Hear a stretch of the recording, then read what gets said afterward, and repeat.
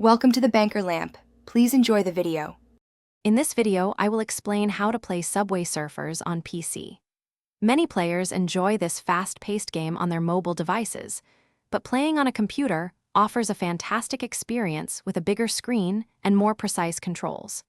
We will explore different ways to get the game running, from simple browser versions to dedicated software, ensuring you can dash through the subways with ease and aim for those high scores.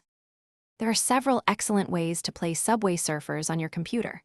One popular method involves using Android emulators such as BlueStacks or Nox Player, which allow you to run the mobile app directly.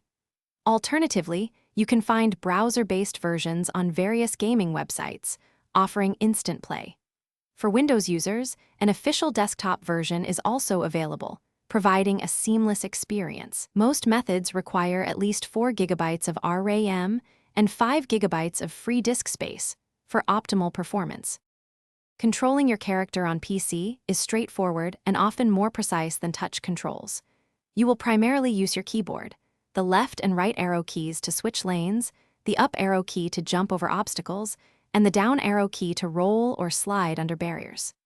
To activate your hoverboard, which grants temporary invincibility, simply press the spacebar. Many emulators also allow you to customize these key bindings to suit your personal preference. To achieve impressive high scores, focus on collecting power-ups such as the jetpack, super sneakers, and coin magnet. These items significantly enhance your ability to gather coins and navigate obstacles. Remember to use your hoverboard strategically for protection during intense moments.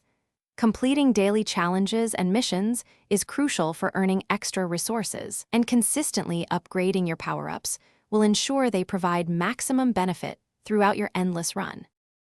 Thanks for watching. If this was helpful, leave a like and consider subscribing. See you next time.